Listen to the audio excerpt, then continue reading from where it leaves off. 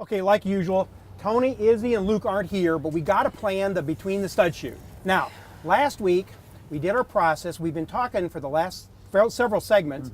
We talked about concrete. We talked about framing walls. We talked about roofing. Right. So the next step in our process is mechanicals. Now, when I say mechanicals, what do you guys think of? I definitely think of plumbing and all the fixtures. Behind the walls, between the studs. I think of electricity. Yeah, definitely. Sure. I think of HVAC, heating, ventilation, and air conditioning. See, all those are what we call, between the studs, but also behind the drywall, right? Right. So Yeah. where you guys been? We've been waiting to start the show.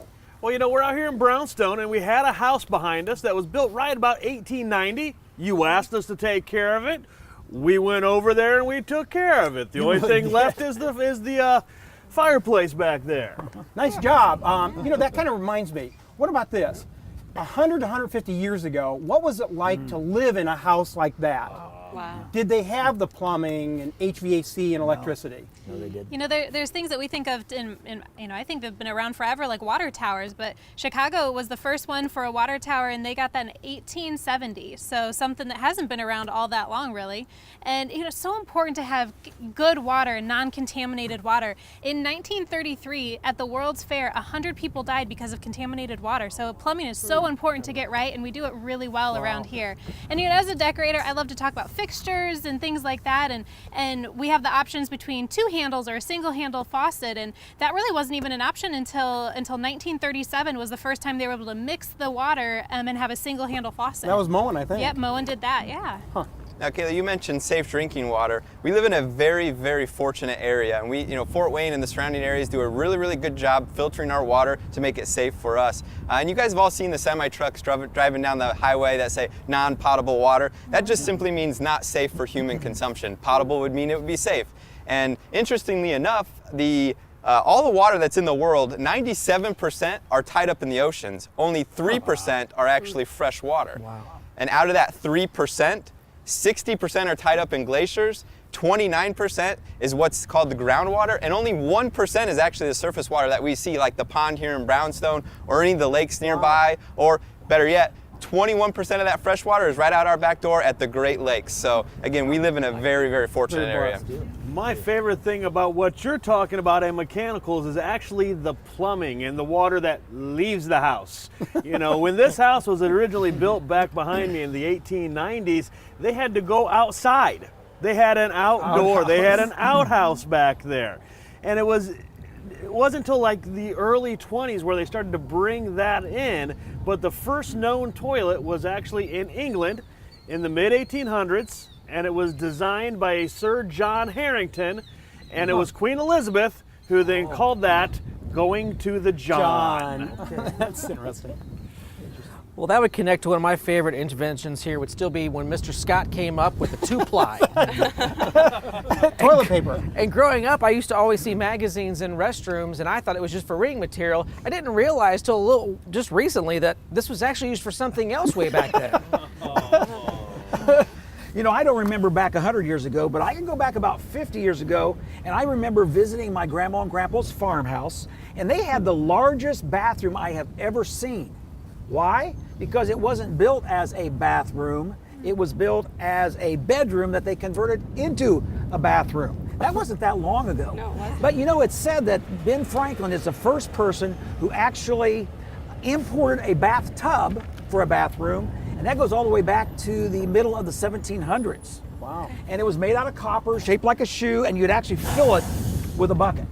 But bathrooms have been around for much, much longer. 4000 BC was one of the earliest recorded bathrooms in India along the river, and then you had the Egyptians had them in their pyramids in the 2500 BC area, and of course the Romans were very famous for the aqueduct between 500 BC and 425 AD. So plumbing really has been around a long, long time.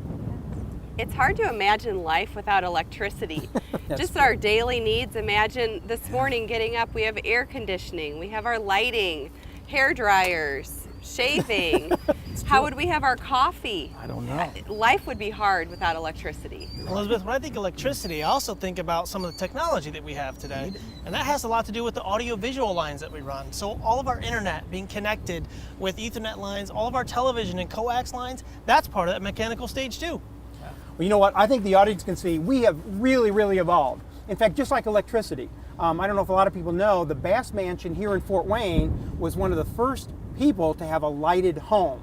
Wow. So many things have changed. We have so many things to be thankful for. So let's do this. Let's talk about those mechanicals, the blessings that we have, how we put them into a house, how we get to use them. I think this is going to work. You know what? We're so far along. Lonnie, would you go ahead and open up the show? Sure. Hey, welcome to Between the Studs. I'm Lonnie Norris, and this is part of the Granite Ridge Builders team, including Tony Reinke, our president. We build custom homes in northern Indiana and northwest Ohio, parts of southern Michigan. We enjoy what we're doing. It's very technical. There's a lot to talk about. And today is one of my most exciting subjects, the mechanicals between the studs. You get it? There it is. And I think that's what we're doing today, That right, is Tony? exactly what we're going to do. So guys, let's go and find our parts and pieces and let's open up the show. Let's do it. Okay. All right. Good job. I think this is going to...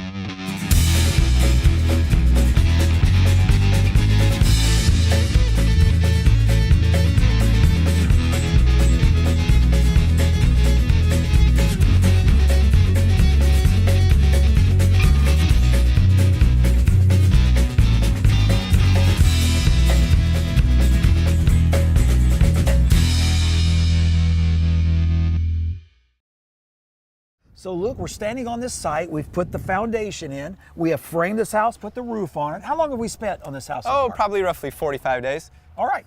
And today we're talking about mechanicals, those things that go in between the studs, those important things. And we're going to talk, I think, about the most important item. Yeah, I would agree electrical, because you can't run any of your HVAC equipment without electric. You can't get your hot water, and you can't run any of your TVs or your internet without it. So I think it is the most So important. it's about electricity. And we got Tony Depker back here doing something. What's he doing? Yeah, he's setting our temp, or our temporary power, and that's what that, you see the green box back there just to the right, you see that pole sticking up? That's our temporary power. So we got our electric cord plugged in now. Now we can run our saws, our air compressors, our radio, job site radios, we can run all that now. So we're ready to use construction on this site to move forward. You know, a few months ago, we talked about electricity and where it starts and how it ends in the home. I think it's an interesting segment. Maybe we look at that segment and then let's go to the actual electrical box itself and talk about power in this new home.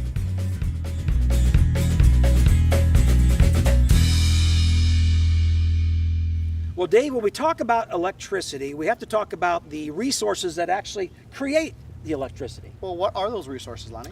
It could be nuclear, it could be wind or solar, it could be gas or oil, or in our area, primarily, we use coal. How do we use coal for electricity then? Well, it begins at a power plant where coal is actually pulverized, turned into a powder. We heat that powder in this big boiler. The boiler is full of water and steam is created, and it moves this turbine. And the turbine creates energy. When you have movement, you have energy, mechanical energy, and that energy is turned into electricity or electrical energy. From the plant, it goes to a substation, and that substation is considerably bigger than what we're standing right here. A bunch of these and a lot bigger, right? Absolutely. Yeah, okay. Then that converts that over to the power lines and actually the power tower type. And by the way, speaking of those towers, they're coming out with all kinds of creative, interesting figures as it relates to towers, like Mickey Mouse. I saw one look like Mickey Mouse. Mickey Mouse a stick figure. Yes, Yeah, it's that's pretty awesome. cool. It's pretty cool. So then it takes that from the power lines back to another like neighborhood transformer, Okay. which will reduce then that power current to get into the house. And Dave, speaking of these transformers, sometimes they set them in the backyard, sometimes in the front yard. Today, they're more apt to set them in the front yard for service purposes. But generally, as you said, 6 to 8 homes. And here's a stud tip. If your home is very close to one of these, there's a good chance that you're receiving more than 120 volts.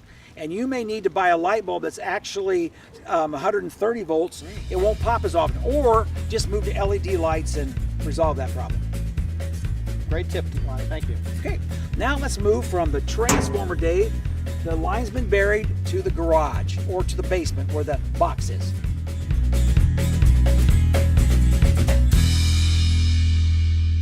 Okay, Okay, so Luke, we started in the backyard where there was that green box, that transformer. Tell me from the transformer how we get to here and what happens. Yeah, and those transformers can either be in the front yard or the backyard. It just depends on the noticed utility. that. Okay. But that transformer is pulling down that voltage to a safe voltage for the house. And then you see where these large black wires come in. Ones here? Okay. Directly on the other side of this is your electric box on the outside. So your panel matches right up with that, and that's pulling the power in here, and then this just distributes the power throughout the house where we need it. And so we're going to end up with a lot of little boxes like this on each side. By the way, we call this our circuit box, circuit breaker box. Yep, circuit breaker, yep.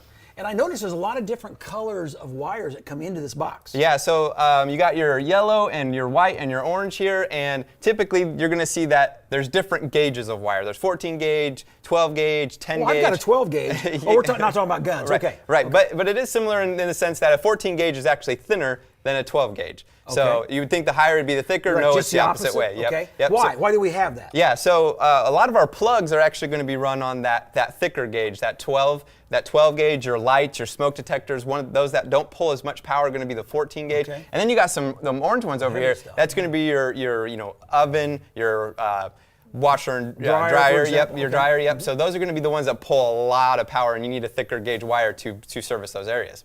And then sometimes, like in or not sometimes, always in bathrooms, in garages, places where there's moisture, we do something special. Look, I know sometimes I'll go in the bathroom and I'll start to use this, and it shuts off, flips off. Right. So it's a GFCI, ground fault circuit interrupter. And basically what that does is if any of the wet areas, so your garage, your kitchen, your bathrooms, anywhere where there's potential for electricity and water to mix, which is not a good mix, that's going to be in place. So that way if any water comes in contact with that, it breaks that circuit before it does any harm to the person holding it. And I've noticed sometimes in new homes, they'll put that GFI in the receptacle itself, but also sometimes it's in the box. So if you lose power, you're going to check the box, you're going to check your receptacle, push the little tab. That's how you're going to bring power back on. Yeah, correct. And all of these run to their own dedicated area. So right here it says kitchen plug. So those are all going to be tied together, and they're going to run to their boxes here. The lights, which are the white ones, are going to run into the boxes here. That Romex, which is what this wire is called, Romex, will run to the back side of this, and then we put a nice chandelier or a finished light in there, and it'll look really good. And then right behind you, Luke, explain that to me. I know that's part of the electrical system. Yeah, so you can see in the box here, there's actually some bare copper wires, Yes. and that's the grounding of this. Okay. So let's say, again, there was a surge on this electrical, one of the lines, it would ground out, and you used to be able to bury two, copper pins into the ground. Yeah, now we actually run it into a UFR bar. It goes down and through the foundation. Through the foundation. It goes about 20 feet along our footer and ties in with all the rebar, so it grounds out that way. So you don't have those copper wires hanging off the side of your house catching your weed whacker. Wow. A very interesting subject. We're talking about hundreds and hundreds of feet of wire going in various locations to give us comfort and meet the needs of today's new home.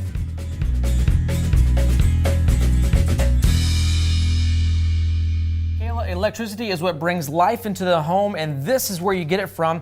This is electrical wire that's running through the house. There's between 3,000 to 5,000 feet of wire in an average sized home, which is a half a mile to a full mile of wire bringing life into the house. Now, where they place those wiring and where they place the boxes that the wire goes to is vitally important. When you're building your new house and meeting with your electrician, you're going to want to make sure you put everything in the right spot. Nothing can be more annoying than going through your house and, oh, where's that switch? And I don't have this one here. Now, there are codes that we do follow to how far apart outlets can be, but the biggest thing people really want to pay attention to, walk through your house before the electrician starts and pretend like you're living in that house already. Where do you want to flip that switch on here? How do you want to do your bedtime routine? Things like that. That way you have it exactly where you want to go for the electrician. And where you place your outlets can be determined as well. Many people don't know that you can determine how high or low those are. Maybe someone has special circumstances with ADA preferences in the house. But if you're just doing the average home, a hammer is actually what was typically used to measure it. You would just drop the hammer down, and that's about where the bottom of the box is going to be measured. The same thing goes for switches. For some people who might be more comfortable with switches lower, you can lower or raise those. You want to make considerations in your kitchen. I don't want a whole lot of switches in my pretty backsplash, so you might want to move those over to another wall, but still be in convenient locations. This would be something here where the switches would go into, and this one here is for light fixtures. And again, for light fixtures, it's going to be the same thing. Where you place those recessed cans are very important. Where you place the other fixtures, your decorative ones, are going to be important as well. And they're going to be different boxes for different circumstances. So ceiling ceiling fans are going to have a box that's going to be a little bit heavier rated for a heavier fixture. Or if some people don't know where they want their fixture to be located in the final, they can loop wire in the ceiling, but you have to be careful because your final one, you're going to want a lighter fixture than that because it's going to be something that they put more of a retrofit can into. And all of this is coming to you at over 65 million miles an hour. That's the speed of electricity. So there's a lot going on, and it's bringing lots of life into your house.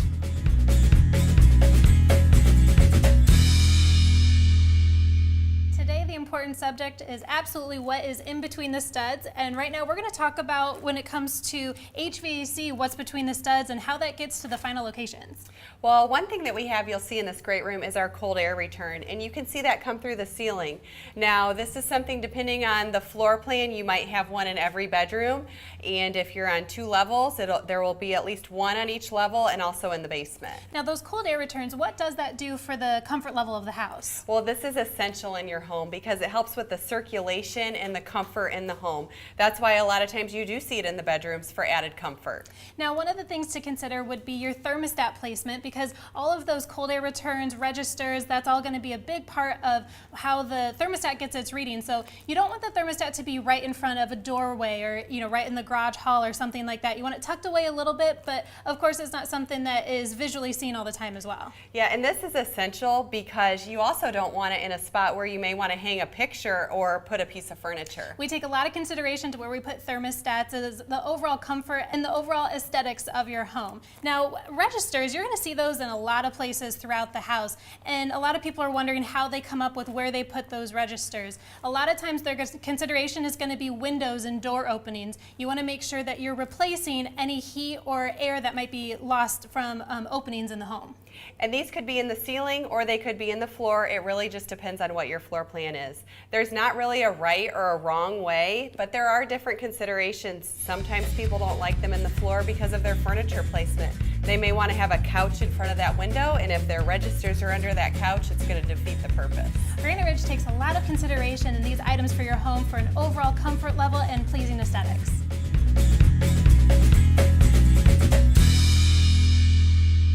At Granite Ridge, sometimes we have some of the great debates of mankind talking about things. One of them is heating ducts. Do we put them in the floor? Do we put them in the ceiling? Which is better? My argument is going to be for the floor because we live in a 4-season state.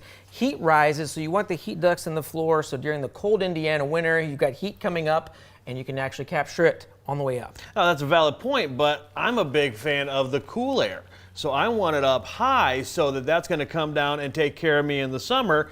I'd rather have that than the winter. And the other good point about all that is, most people have ceiling fans. I have ceiling fans. If you have them up high, the heat's going to come out of there. Air's going to be circulated through there. You're fine either way. Statistically, there's a minuscule difference. You're not going to really tell the difference between ducts in the floor, ducts in the ceiling. It's more up to your preference. But there could be an argument made now. We do an R6 value insulation around your ceiling ducts, so there could be a small argument that it could be a little bit more energy efficient, but really it's more about your preference. So at Granite Ridge Builders, you tell us what you like. We'll do it that way, but I just want to go on record that Izzy just said I was right. That's not what I said at all. I don't, is that what I said? That's what you said.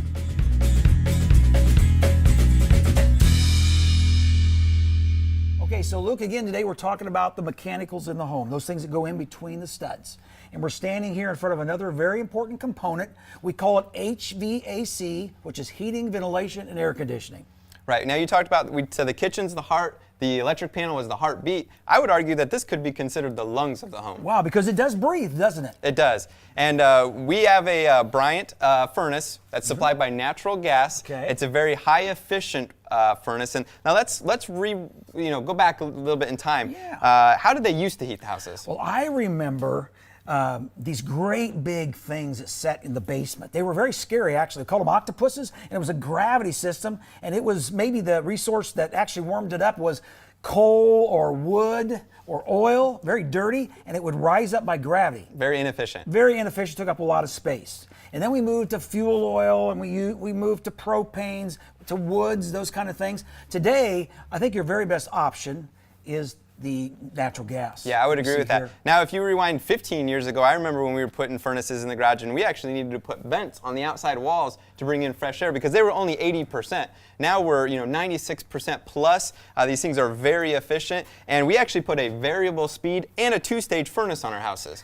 I know it's hard to believe, but our HERS ratings tell us, that's the efficiency rating on the home, tells us that a typical home today, you're going to spend between $400 and $600 to heat and cool the home for the whole year. Right. And amazing. Yeah, and the variable speed and that 2-stage all come down to comfort. So that variable speed, when this blows the air to the heat ducts, that variable speed is going to keep that, so it's not really, if you're sitting on the chair and there's a heat duct above your head, you're not going to feel that heat blasting you out because it's coming out at a very controlled speed. And the 2-stage actually deals with the burners. So typical furnace needs heat, it hits 100% of the time. Okay. This actually can back off and only ramp it up slightly, so it only has to heat it up a little bit. It's more like a hybrid. So you don't have to hit the gas 100% of the time. Yep. There's different parts of this thing. What's this thing down at the bottom here? Yeah, so the thing at the bottom is just a stand in this case. Okay. But if this was in slab heating, that's where our plenum would be down there. So it would blow the heat or cool air down, and then it would distribute to all the heat runs below underneath the slab. In this case, it actually goes up, so it's an upflow furnace, and it goes up through here and then out to all of our heat ducts. All of those very ducts, okay. And then one more thing. This is kind of interesting, and that's unusual and kind of exclusive to Granite Ridge Builders as far as how we do things. Right. So this is something, again, relatively new. These houses that we are building are so tight. You mentioned those HERS rating scores. Our HERS rating scores are so low that our houses are not breathing naturally. Back, 50, 100 years ago, the houses leaked like crazy, so it kind of breathed on itself. We actually have to bring in air, but we're controlling it. So they say insulate it right, ventilate it right, because you have to bring in that fresh air, and it's bringing that in on a controlled environment, and we're just bringing in enough. It exchanges the air once every 24 hours. And then one other part is this box right here. We call it a media filter system? Yeah, and again, Granite Ridge, we go above and beyond. We actually put a 4-inch, and it's a MERV 8, so a very, very efficient filtering process. And then this box right here is the cold air return, which we're going to talk about in the next segment. But it brings in all of that air from the house back to the furnace here, and it filters all that out. So, any dust or any, hair, anything like that, it's going to get filtered out at that point before it gets back out to the rest of the house. A very important component, and at Granite Ridge, we take pride in doing it right. Elizabeth, one of my biggest pet peeves is when I'm traveling and I get to a hotel and the shower head hits me right in the forehead. That's one thing that you can actually make a choice on at Granite Ridge, right? It is, and you can see this one is a little bit higher, which is great. I know my family, we're all taller, and we like a taller shower head. There's just so many different options that you have when you're doing the second roughs or the plumbing area, this between the studs. We can really see a lot more developing in these bathrooms, can't we? That's right, Tony. There's so much to think about when it comes to plumbing for your new home. For example, in your master suite, you might have 2 vanities. You might want 2 shower heads in here. You may have a separate soaking tub or garden tub. You could have jets along with that. You can do steam showers. There's all kinds of things that need to be worked out ahead of time. When we're running those plumbing lines in here, it's kind of hard to add a second shower head if you don't run the second pipe through there. It definitely is. And then there's other areas of the home. You think about your laundry room, plumbing for your washer. You might have a laundry tub in there. Think of all the extra sinks. Not only do you have a kitchen sink, you might have another prep sink in your island. So there's a lot of little places to plumb for in that home. And I think about basements and how I want the man cave and everything set up down there. Do I want another bathroom down there? Do I want a wet bar down there?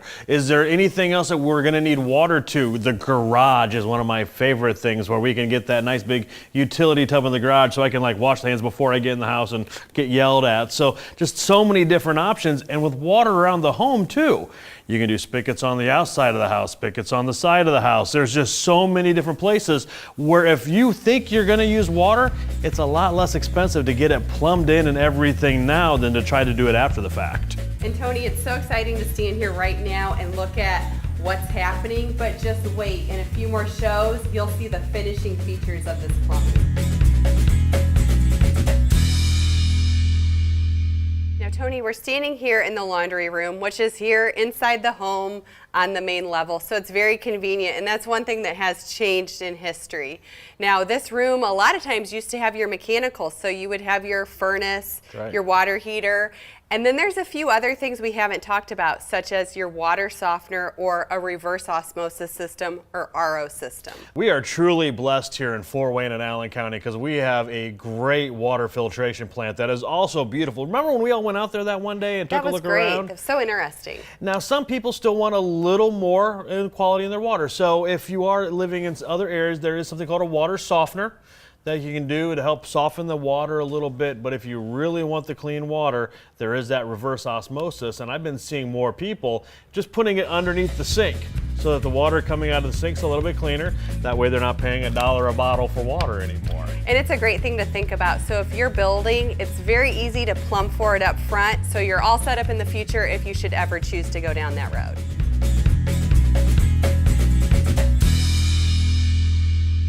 So Luke, as we talk about all these different components today, right now we're going to focus on the water of the house, the water lines, also kind of the veins or the artery of the house.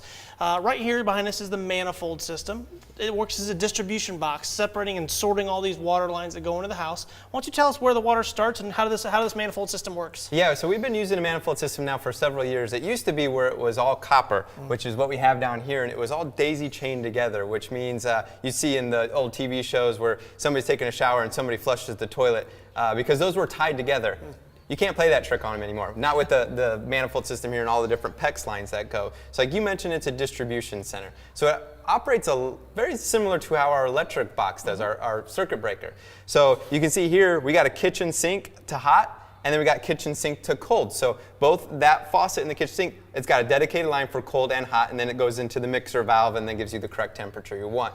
But it makes it very easy to single out one area and shut it off. So maybe you have a leak underneath the kitchen sink, you can pop those off and you can still have water to the rest of the house. And you mentioned we used to use copper lines. Those were kind of expensive back when we used to use them, and then the lifespan of those wasn't quite as good as this PEX tubing that we're using now, right? Right, there's several advantages. One is that with the PEX system, with the manifold, it actually will get the hot water to, let's say, the master suite roughly about 60% faster than doing that daisy chain. The lifespan is a little bit longer. You don't have as many soldered joints, so you don't have as many elbows. You can bend this as you see without actually putting a fixed elbow in there. And then let's say you did get a frozen pipe. Maybe you left the overhead door open and you got a frozen pipe. The PEX will actually expand, and I've seen it expand almost the size of a baseball before it will actually burst.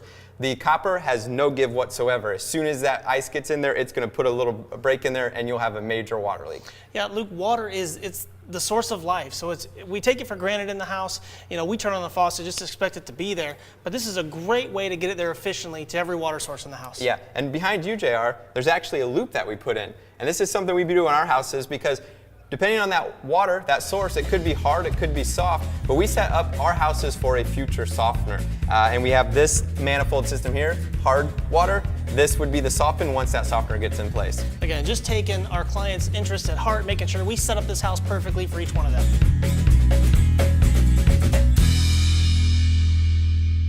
Okay, guys, I got the rough plumbing done, and I mean rough. Lonnie, we're right on time. You told us to bring the drywall in. Oh, yeah, great. Yeah. We need to insulate first though, guys. That's true. All right. We got that coming up. Well, I hope the audience found this really interesting. We did. We enjoyed doing these. Stay tuned for several more of our process shows. But would you go ahead and close for us here? Absolutely. As always, guys, I want to thank you for spending part of your day with us. If you'd like to learn a little bit more about who we are, what we do, and why we do what we do so well, please just pick up the phone, give us a call, visit the website below. Even better yet, come in our front door. We'd love to show you how these very, very important pieces can be integrated into your new custom home. Okay, Izzy, you know what? I think Did there's you hear electric. what Izzy Let's turn it said? on and see if it One of really these does things work. when they were You hold the building one his line, house. okay? I'm gonna hold one side. Hey, welcome to Between the Studs. My name's Lonnie Norris. This is part of the Granite Ridge Builders crew. And with It's the chew. It's the Granite Ridge chew. Then we have what's called fine aggregate, which is basically just sand. So that's the fine aggregate. Then we have what's called coarse Aggregate? aggregate. Horses and cats is what we're putting into your cement. Want me to start over?